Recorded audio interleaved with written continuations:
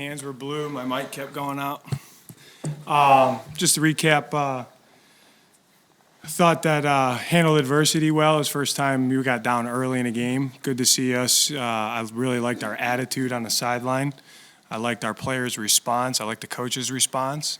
And we played some good ball. You know, guys made some big-time plays in that game. That's normally what it takes. And executed at a pretty good level. There's some things we got to clean up, as always. And we're working to do that. And on to Arizona.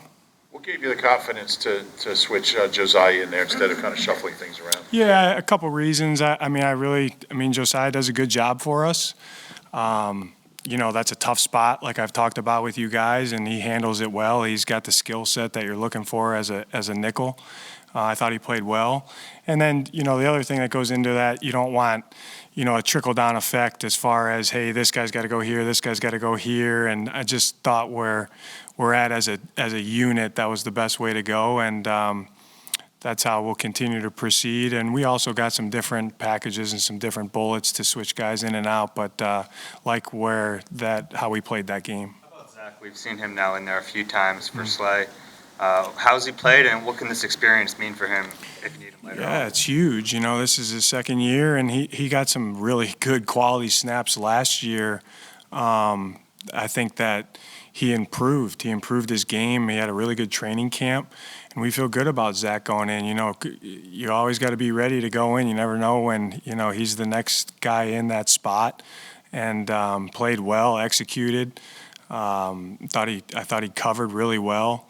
Mentally, he was sharp, you know, and that's one of the hardest things. It's really not the physical to me with the guys that we have up. It's the mental, because they just don't get a ton of reps in practice. So our guys know you got to be ready to go in, and you might not get a lot of reps during the week, and you got to execute at a high level. Now, with saying that, that's why I love how we structure training camp. Those guys get a lot of reps, you know, and we do that for multiple reasons, and that's one of them. So, you know, it's like going in, it's nothing new to him. He's played all those calls and did a good job and executed at a high level. When you guys are going through the free agent process, do you have kind of like a sales pitch for Howie as to why someone like Reddick would fit your system so well? Yeah. Like, you know, we go over with the staff and the whole personnel side what we're looking for in each spot. And why I smiled was Howie gives us the sales pitch normally. So we have a really good back and forth, really good communication with the head coach. And, you know, and it's a harder job for Howie because he has to balance a lot of different things with roster construction and, you know, what people are making and the cap and all that stuff. And we have an understanding of that, but we really don't take that into account. We kind of say, hey, this is what we're looking for, this is what we need. And then Howie does a good job to go get those players for us. So, you know, good job, Howie. With Reddick, what was the fit? What did you see? I think what you guys see, you know, the guy. I mean, he's got a very unique skill set. As I always say, the first thing that anybody we bring in here, and I love that the head coach is in alignment with myself, because this is kind of personal for me, is football character. Does he love ball? You know, there's a lot of talented guys out there that, you know, I don't think really love ball. And I think that's how you build a really good team, is the more guys that love ball and their team first, the better chance you have to win consistently. So that's always the first thing. And Howie and Nick have done a great job, because the unit that we have right now, not one of those guys doesn't love ball. And not one of those guys isn't team first. So that's the first thing we look at. And then from there, you know, with Hassan, he affects the game. You know, I mean, he makes big-time plays. He has a unique skill set. We use him different ways. Even if he doesn't show up on the stats sheet, we deploy him in a way that creates good matchups for other people. So he's always helping us win the game, you know, and you know, he's one that I'm in his ear about different things, and he's got really good ideas, and we use a lot of them. And, you know, he's team first, and it's a production business, and you see the production happening. When you look at, as far as that unique skill set, that's a term you've used now for a few months. Beyond the speed around the edge, which we all can see, what does he do that's that's distinctive, that's unique. Yeah, I mean, for a guy that's a speed rusher, he's very powerful. And that shows up not only in rushing in the run game. And with saying that, so he can rush, he can play the run. We can deploy him different ways where he can play in space, he can play different spots along the line. It's a really good piece to have for us because one, he can handle it mentally, and two, that gives him a chance to, that gives us a chance to create different matchups that we like. So he can play right and left, he can stack, he can do it all. So I really, I'm pleased with where he's at. But that's what I mean by the unique skill set. He's not just a one-trick pony. He can do it all. As far as forced fumbles go with Hassan, JG, in your experience, is that sort of a natural gift certain guys have, or can you teach that? Yeah, that's a really good question because we always talk about that. There is a skill set, a mentality, a feel for guys that take the ball away more than other guys. And I do think that we took a good hard look this offseason as a staff with how we were coaching things, how we were drilling things, how our language was with that. And the head coach made us change some things. And, at first change might be a little uncomfortable, but we said, look, like we do have to change some of these things. And it starts with me, like how are we coaching this? What is the language? Did the players understand? Are we drilling it the correct way? And then so what you want to do is get as many guys as you can that have a knack for taking the ball away, and then drill it and teach it better, and hopefully it comes to fruition, which it has. So I think the coaches have done a really good job with that as far as how we're teaching that and drilling it. And then we always keep it on their mind, and our guys know that's a winning stat. So it's an important part of the game that we have to continue to excel at, and we can get better at it. There's a lot of plays out there that we show our guys, hey guys, look, there it is right there. This is what we talk about. Like, it's got to be on your mind. The ball has to be on your mind if you want to take it away. What benefit is there to not having to force Jordan into playing like the most amount of snaps up front, and having the guys ahead of him? Yeah, I mean, that goes back to my thing all the time is you want those big guys fresh, so I like where the snaps are. I like where Jordan's at. I like where the other guys in the room are at. And, it gives those guys a chance to stay fresh, communicate with each other, what they're doing. It allows those guys to get in, some ideal spots where they're really comfortable and affect the game in a positive way. So like where they're at. Say it again, Jeff. What about his development, though? Does it allow him, Absolutely. I mean, he's developing every week. I really like where his game's at. He's continued to ascend. He's the things that Tracy's working on with him, it's showing up on tape. You see him chasing the ball down. Like, it's good things. He's doing a good job. How do you tell if a guy loves ball if he's not in the building, like with free agents? Yeah, that's a lot of work on the personnel side, and then there's some ways you can get to the bottom of it when you talk to people and when you talk to the player.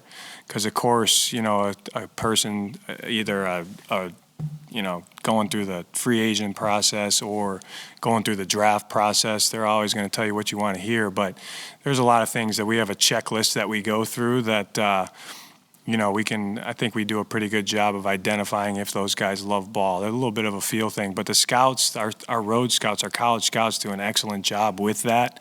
They know that is a premium for us. I think our pro side does a really good job with vetting people that come into this building. And you got to trust those, because when I was in scouting, I thought guys had high football character. They get there, they miss practice, they don't like to lift, and they're looking at me like, hey, man, like, you didn't get to the bottom of this guy. And they were right, and I got fooled. So our personnel side does a good job at that. You get a guy like Bradbury so late in the free agent process. Just kind of what has he meant to your secondary, especially, this last game with both Slay and Avante down? I'm going to smile with that. He was on our radar early. Good job, Howie. It's like all the guys we bring in here, the high football character. He's extremely intelligent. He can play different styles, which you're seeing that show up. He's a team-first guy. And, he's another one that's producing at a high level. I mean, it's hard to complete balls to him.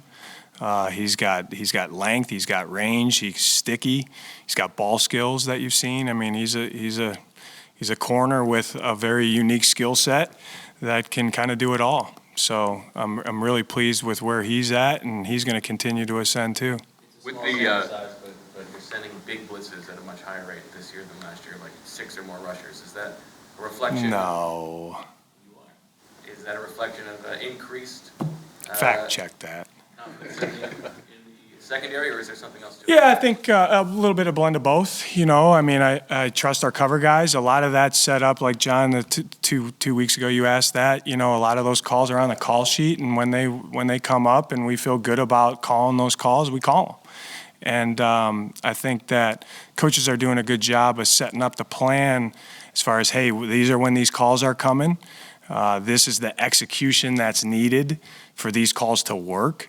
And our guys understand the strength and the stress of the call. So, we always kind of change week to week there a little bit with how we call it. But I think that, it's not so much, hey, these are better calls. It's the execution of the calls that the players are doing a good job with. So feel good about how we're setting up the game plan right now, and that evolves each week. This week's a lot different. And we just got to go out and execute, coach it the right way and execute. With the takeaways, was it just a matter of doing it a little more in practice, or did you bring in things that you hadn't been doing previously? Yeah, good question. We studied it hardcore. Anytime you want to improve on something like we've talked about, hey, these are the two things that we really want to improve on. You gotta take a deep dive and study it. And there's a lot of time on task. It's not like you watch, for one day, 8 hours, and you say, okay, here's what it is. I mean, it took a month, with everybody in that room. We went through it. And you start studying different people. You start talking to different people. How do you drill certain things? What are I'm a big guy on language. Like, you have to define things clearly, for the players to understand, and then the why behind it. So I think the players ultimately have done a good job of taking the drills to the game, to the drills to the drill work, to practice, to the game. And it's on their mind. So I think it's an improvement by us as a staff, and it's an improvement with the players. You mentioned your background in scouting. How much does that kind of influence, like, the way that you view building a defense now? You mentioned earlier that Howie kind of has to keep in mind that there's a salary cap to account for. How much is that something that you consider based off of that experience? Yeah, I take it all into consideration. It's a good question. Everybody wants premium players at all levels, but I do think that when you build a defense, you have to have a very clear vision of, what are the thinking positions, what are the positions that those are hard downs for certain guys. They have to have certain skill sets. Where can guys develop within the scheme that, you can have, this guy can have A, B, and C. He doesn't have D, but he really doesn't need D, and we can develop D. So I think it's just a good job by the coaches and the scouts to be on the same page with what we're looking for and how we built the roster. Quick hard question. It seems so many of Kyler's highlights or best plays are off schedule. Get that 2-point conversion early this year. How do you coach that? How do you prepare for something that's not within the framework of the play? Yeah, I mean, all the coaching details that go into that with off-schedule plays, we got to be on it, and understand that those are going to come up in the game and what he likes to do when he tries to make off-schedule plays, and he can make them. I mean, he has a very unique skill set. He's very dangerous. He's got arm talent. He runs around. I say he's not like a stick and cut guy. He's kind of like one of these guys, and he's not afraid to give ground and lose 20 yards from the line of scrimmage and runs around and finds open people. It's hard to cover for a long time that long. So we got to have a good plan, and we got to execute it, and we got to stay disciplined. Our eyes got to be right.